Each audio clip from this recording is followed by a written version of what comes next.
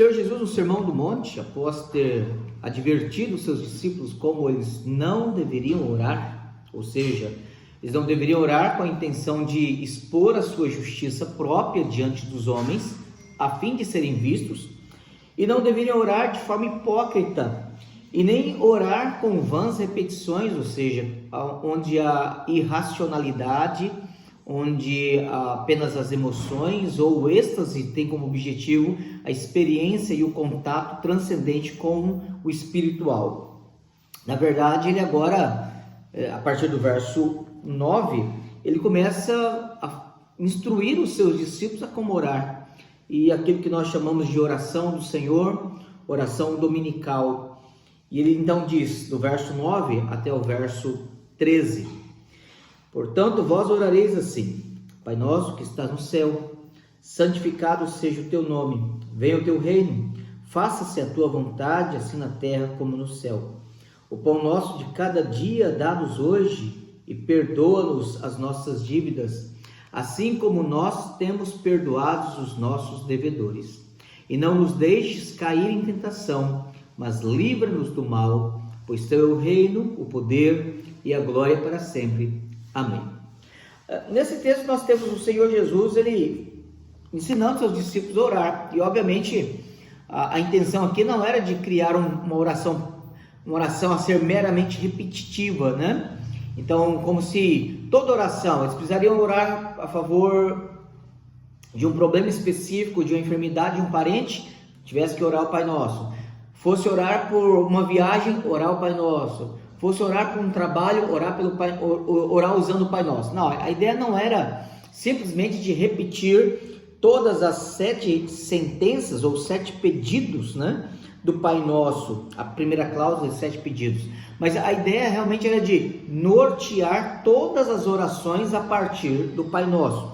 Então o Pai Nosso, de fato, na verdade, ele é uma oração que nos ensina a pedir, né? Você tem aqui no verso 9...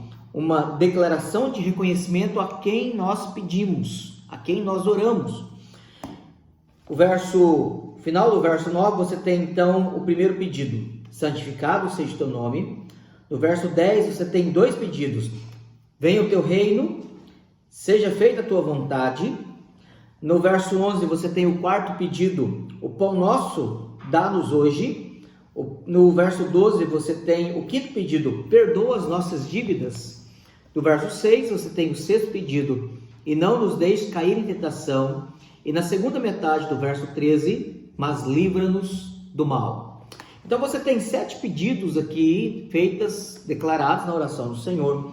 E essa meditação, que é uma meditação estrutural, a partir da próxima meditação, nós vamos analisar cada declaração, cada sentença dessa, de modo que possamos desenvolver, entendendo com detalhes o que o Senhor Jesus intencionou com essa oração ao ensinar, e como ele requer, o que ele preceitua que nós devemos orar, né?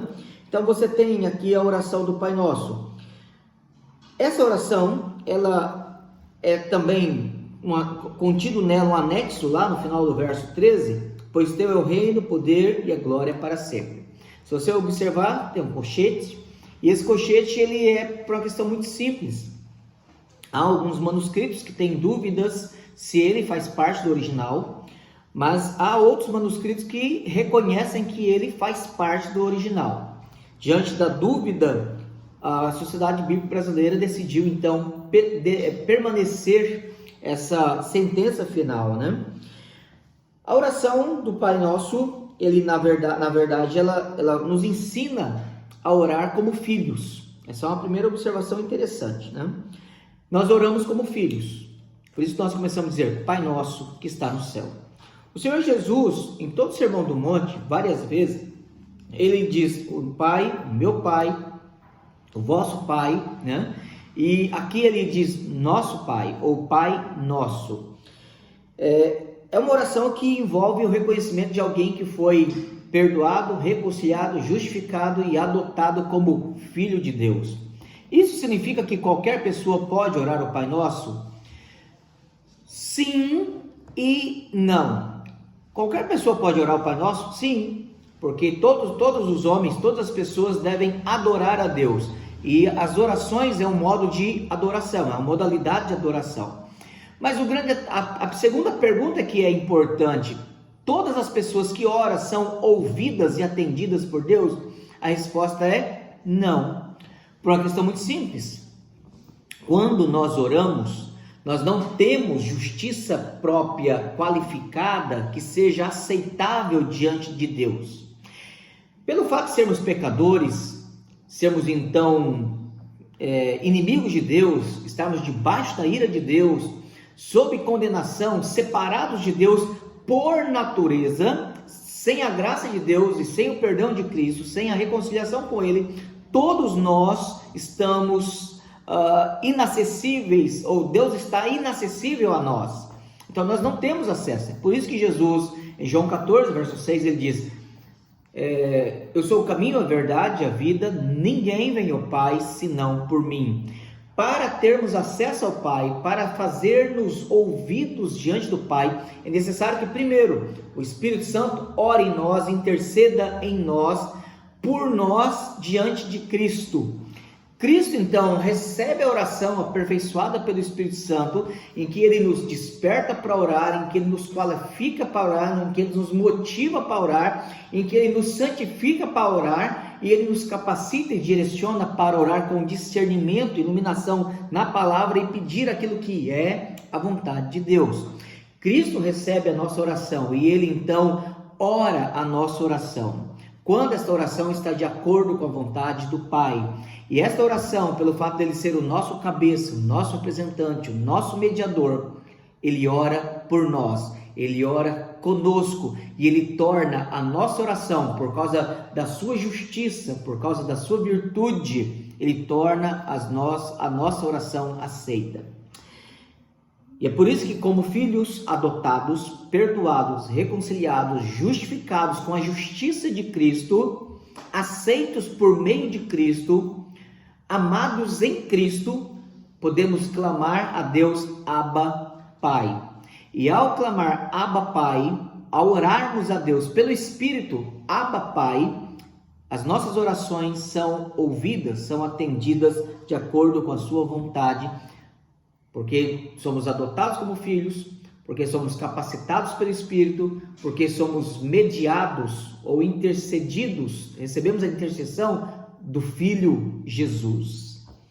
Então é por isso que nós podemos orar essa oração e ter a certeza de que Cristo, Ele nos fará atendidos, com sim, com não ou com espere. Mas nós podemos orar na plena confiança de que a nossa oração ela é requerida, a nossa oração ela é ordenada, a nossa oração ela é capacitada e a nossa oração, segundo a vontade de Deus, ela será atendida.